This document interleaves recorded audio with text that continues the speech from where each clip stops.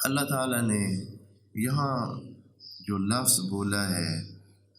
شروع اس سے ہوا ہے کہ هو الذی، یعنی پچھلی آیت میں یہ کہا کہ کیسے اللہ کے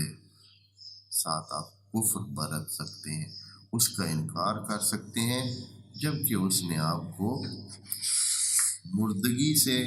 زندہ کیا، آپ کچھ نہ تھے، آپ کو وجود دیا اور پھر آپ کو دوبارہ موت دے گا اور پھر دوبارہ زندہ کرے گا، اور اسی کی طرف آپ نے جانا ہے، تو پھر جاتے کدھر ہو؟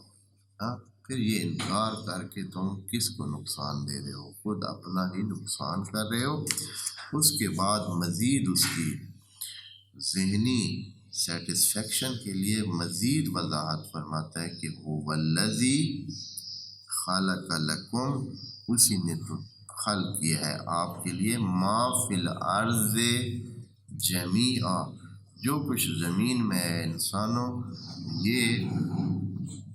آپ کے لیے خلق کیا گیا ہے۔ اور اس بات کی ایک دلیل یہ بھی ہے، آپ جو جدید سائنس میں یہ تمام سائنسدانوں کو پتہ چلا ہے کہ اس میں بہت ساری حقیقت یہ ہے کہ بہت سارے دوسرے سیارے بھی موجود ہیں اور بہت سارے کواکب ہیں، لیکن ان میں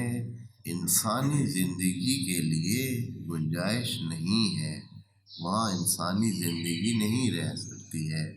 نہیں پنپ سکتی ہے، باقی نہیں رہ سکتی ہے، اس لیے کہ خدا کریم نے یہ جو کہا ہے کہ ہم نے زمین میں آپ کے لیے سب کچھ خلق کیا ہے، تو بس زمین کو ایک خاص حیثیت دی گئی ہے، اس میں خاص قسم کی ترتیب دی گئی ہے، اور یہ ترتیب جو 1400 سال پہلے اللہ نے ہمیں بتائی ہے کہ ہم نے یہ کیا ہے، یہ انسانوں کو تو پتہ نہیں تھا اس وقت، ممکن ہے کہ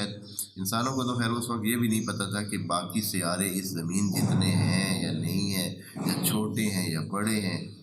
تو سورج کو بھی ایک بہت زیادہ بڑا نہیں سمجھتے تھے، شاید سمجھتے تھے کہ بہت ہوگا تو زمین جتنا ہوگا،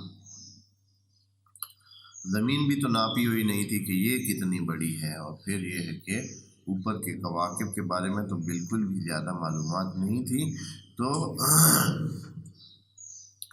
یہ جو ہے کہ کسی اور جگہ بھی ایسے ہو، انسانوں کو کوئی معلومات ہی نہیں تھی۔ یہ بھی اس کے اعجاز، قرآن کے علمی اعجاز میں سے یہ اعجاز ہے کہ یہ جو بات کہی جا رہی ہے یہ آج ہمیں پتہ چلتا ہے، پچھلوں کو پتہ ہی نہیں تھا کہ یہ جو بات ہے اس کی کیا قیمت ہے، کہ خلق لکم ما فی الارض جمیعا، یہ جو زمین میں اتنی کچھ بہت کچھ ہم نے بنایا ہے، یہ سارے کا سارا کیا ہے؟ یہ انسانوں آپ کے لیے ہم نے ترتیب دیا ہے،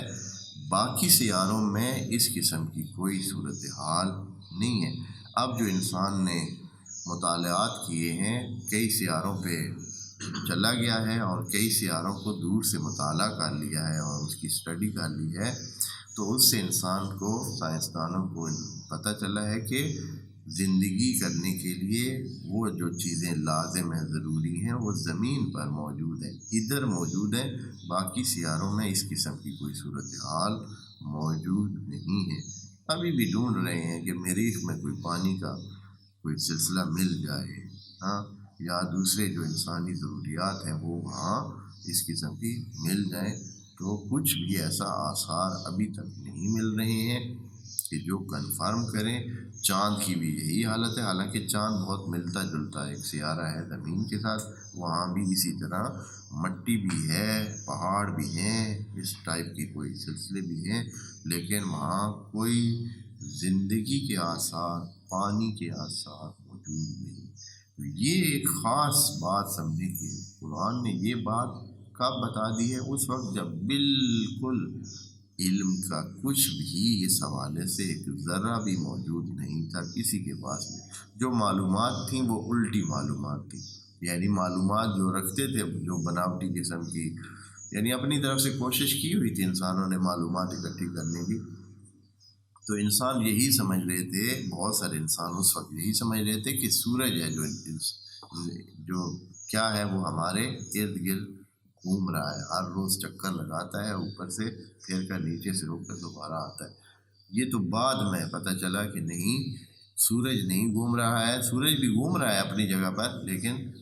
سورج زمین کے آس پاس میں نہیں گھوم رہا ہے۔ ہمارے شب و روز زمین کے گھومنے سے بڑھ رہے، سورج کے گھومنے سے نہیں بڑھ رہے۔ بہرحال یہ اس لیے بہت مہم ہے، هو الذی خلق لکم ما فی الارض جمیعا